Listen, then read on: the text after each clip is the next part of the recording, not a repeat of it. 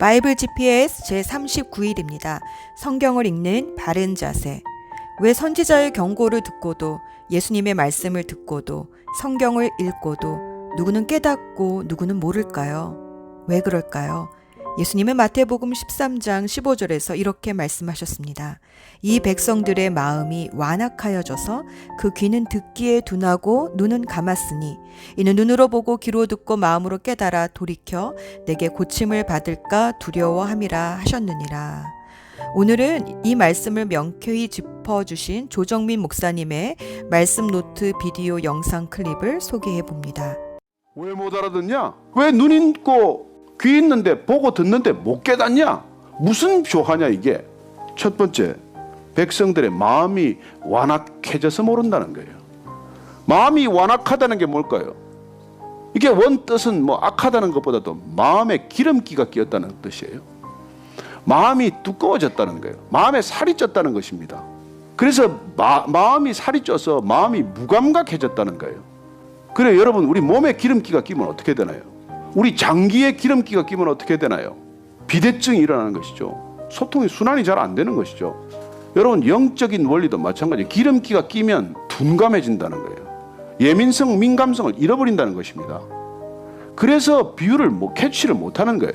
우리가 몸에 기름기를 빼듯 영혼의 기름기를 빼는 것, 그게 평강이에요. 마음에 덕지덕지 끼어있는 기름기가 빠져야 샬롬, 평안이 오는 거예요. 의로움이 생기는 거예요. 희락, 기쁨이 옵니다. 평강이 찾아와요. 마음에 기름기가 빠져야. 그래서 그 마음이 기름기가 덕지덕지 붙어 있으면 귀에 들어도 무슨 말을 듣는지, 눈으로 봐도 뭘 보는지를 모르기 때문에 마음으로 깨달을 수가 없고, 그래서 돌이키지를 못하는 거예요. 그래서 고침을 받을까 두려워해서 안 오는 사람들이 생긴다는 것입니다. 교회 나오면 내가 변할까 싶어서 두려워서 안 오는 사람들이 생긴다는 거예요. 교회 와서 내가 혹시라도 술을 끊게 되면 어쩌나, 내가 지금 사귀는 그 여자하고 끊어지면 어쩌나, 이 음란한 생활을 청산하게 되면 어쩌나, 그게 두려워서 안 온다는 거예요. 왜 전도했는데 교회 안 오겠어요? 그걸 더 사랑하기 때문에 그래요. 음란을 더 사랑하고 술을 더 사랑하고 뇌물을 더 사랑하고 탐욕을 더 사랑하기 때문에 안 온다는 거예요. 그래서 이 마음이 완악한 이유를 보면 첫 번째는 지적인 교만이에요. 다 안다고 생각을 해요. 지금 2000년 전에 십자가 얘기를 해요. 지금 이 디지털 세상에 그게 무슨 소리냐, 다 안다고 생각해. 뭘 다 알아요? 오늘날처럼 지적인 교만이 팽배한 시대는 없습니다. 손안에 핸드폰 하나 두면 다 안다고 생각해요. 그러나 정말로 우리 인생에 중요한 걸 알고 있을까요? 인생의 태풍을 만나고 고난을 만났을 때 어떻게 살아야 하는지를 알까요? 아니요. 우린 더 몰라지게 됐어요. 그러나 마음이 완악해지고 마음에 기름기가 낀 사람들은 안다고 생각을 해요. 두 번째, 편견이에요. 내가 자라는 환경이 관점을 형성하는 것이 편견이에요. 우리는 편견에서 태어나서 편견으로 자라고 편견 가운데 죽습니다.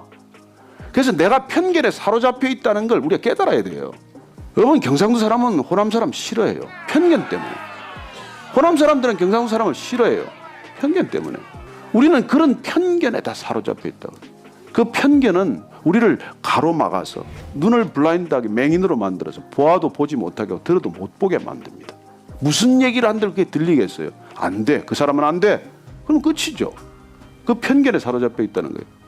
세 번째로 탐욕입니다. 욕심이 많으면 안 들려요. 탐욕이라는 건 놀랍게도 가장 강력한 중력과도 같은 힘이에요. 여러분, 탐욕이 우리를 사로잡기 시작하면 자기 중심성의 구심력 때문에 그 안에 빨려 들어가서 모든 게 비틀리고 뒤틀어져요. 그래서 탐욕스러운 사람 가보십시오. 그 사람에는 모든 관계가 뒤틀리기 시작을 해요. 그래서 욕심 많은 사람 가까이 하지 마십시오. 탐욕스러운 사람 가까이 가면 여러분 좋은 관계 되지 않습니다. 관계가 뒤틀어지고 비틀려요. 저는 여러분들이 정말 마음의 탐욕스러움에서 벗어나기를 바랍니다. 탐심이 죄라고 말합니다. 그래서 죄인들이란 누구냐? 교만한 사람이고 편견에 사로잡힌 사람이고 탐욕스러운 사람이에요. 예수님께서 비유로 말씀하셨어요.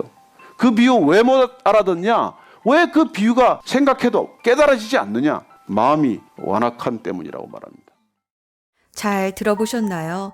저에게도 참 도전이 되어 일부분을 나누었습니다.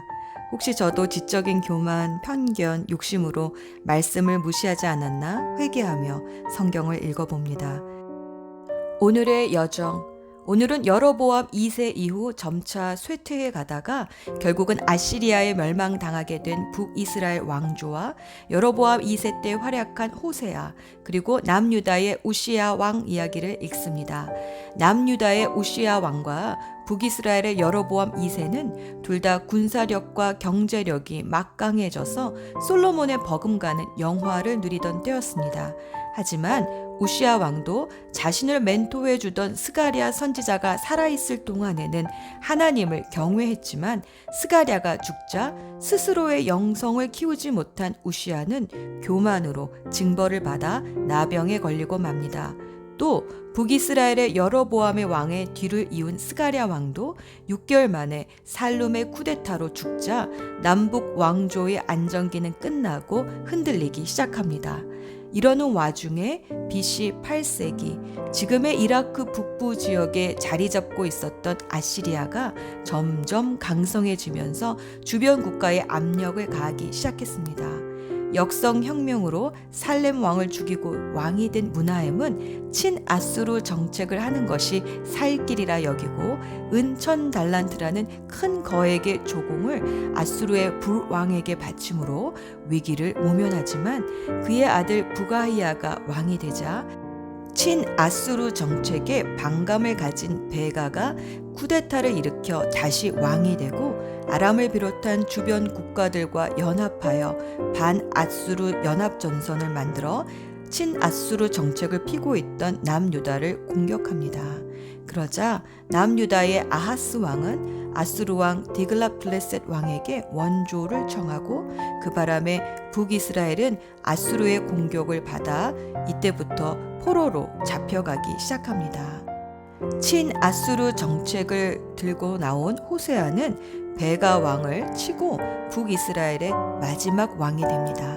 호세아는 왕위 9년쯤에 아시리아의 디글라플레셋 왕이 죽고 살만 에살이 왕이 되자 그 틈을 이용해 친애굽 정책을 폈다가 결국 아시리아의 공격을 받아 약 200년의 역사를 이어오던 북이스라엘은 BC 722년에 결국 망하고 맙니다. 이와 같은 시기에 하나님은 북이스라엘의 여로보암 2세가 다스리는 북이스라엘로 호세아 선지자를 보내십니다. 육신의 눈으로는 북이스라엘은 부강하고 부유한 나라였지만 영적인 눈으로는 곧 멸망을 앞두고 있던 시점이었습니다. 구원이라는 뜻의 이름을 가진 호세아 선지자는 하나님의 명으로 음란한 여인 고멜과 결혼하여 이남 일녀를 낳습니다. 하나님은 세 자녀의 이름을 이스르엘 로루하마 로함미라고 지어주셨는데 이 뜻을 풀이하면 내 자녀가 아닌 내 백성을 이방의 나라에 흩어버리시겠다라는 뜻이었습니다. 바람피는 아내와 결혼하여 자녀들의 이름도 이렇게 내 자녀가 아니다라고 불러야 하는 호세아의 인생이 짠하게 느껴지지만 하나님은 호세아의 이 가슴 아픈 결혼 생활을 통해 에브라임이라 불리는 북이스라엘과 하나님과의 관계를 비유적으로 보여주십니다. 이스라엘 백성은 하나님과의 언약을 깨뜨리고 우상 숭배를 했습니다. 하나님께서는 일찍이 애굽에서 그들을 구속하셔서 언약을 맺고 친히 남편이 되어 주셨음에도 불구하고 그들은 아수르와 애굽을 의지하여 영적인 간음을 했습니다. 이스라엘이 하나님이라 부르는 금송아지는 하나님이 아니었습니다. 하나님을 아는 지식이 없어 헛되이 예배를 드리는 이스라엘을 향해 하나님은 내가 바라는 것은 제사가 아니라 진실한 사랑이며 태워드리는 제사인 번제가 아니라 하나님을 아는 지식이다. 호세아 6장 6절에서 이렇게 말씀하십니다. 그리고 간음하여 종으로 팔려간 아내를 하나님은 다시 값을 주고 사와서 다시 사랑해 주라고 하십니다. 이것이 하나님의 마음입니다. 아모스 선지자를 통해 공의를 외치셨던 하나님은 동시대 선지자였던 호세아를 통해서는 끝없는 사랑과 용서를 보여주십니다. 예수 전망대. 마태는 마태복음 2장 15절에서 헤롯이 죽을 때까지 거기 있었다. 이것은 주님께서 예언자를 시켜서 말씀하신 바 내 이집트에서 내 아들을 불러냈다 하신 말씀을 이루시려는 것이다 라고 호세아 11장 1절의 말씀을 인용했습니다. 이스라엘이 기근을 피해 이집트로 내려갔듯이 예수님도 자신의 목숨을 노리는 헤롯을 피해 이집트로 내려갔습니다. 이렇게 예수님의 일생은 이스라엘의 역사를 되풀이하실 때가 많습니다. 말씀의 성취를 위해서입니다. 또 호세아 3장 1에서 3절 말씀은 남의 남자에게 팔려간 아내를 다시 돈을 주고 사오는 호세아의 모습에서 죄의 종이 된 우리를 예수님의 목숨값으로 다시 사오시는 그 사랑을 봅니다. 하나님은 어쩌면 우리를 지금껏 짝사랑해 오셨습니다. 하나님의 사랑이 얼마나 크신지 언제쯤이나 깨닫게 될까요? 우리는 크리스찬이라고 입술로는 고백하지만 고멜처럼 세상을 더 사랑하고 세상을 더 좋아하여 하나님을 순간순간 잊고 떠나곤 합니다. 고멜처럼 우리도 세상에 한눈을 팝니다. 그래도 하나님은 예수님을 보내셔서 우리의 죄값을 치르시고 다시 되사 오십니다. 그리고 말씀하십니다. 기다려 줄 수 있겠니? 주님 다시 오실 때까지 이제는 한눈 팔지 말고 기다려야겠습니다. 기도합시다. 사랑의 주님, 우리의 마음의 완악함을 제거하여 주셔서 주님의 사랑이 얼마나 큰지를 깨닫게 해주소서. 그래서 주님께서 호세아에게 내가 너를 사랑했듯이 너도 그렇게 아내를 사랑해야 한다라는 말씀을 우리에게 주시는 말씀으로 받고 끝까지 이웃 사랑하는 것을 포기하지 않게 하소서. 오늘도 말씀을 읽으며 우리를 끝까지 포기하지 않으시는 주님의 사랑을 경험하기 원합니다.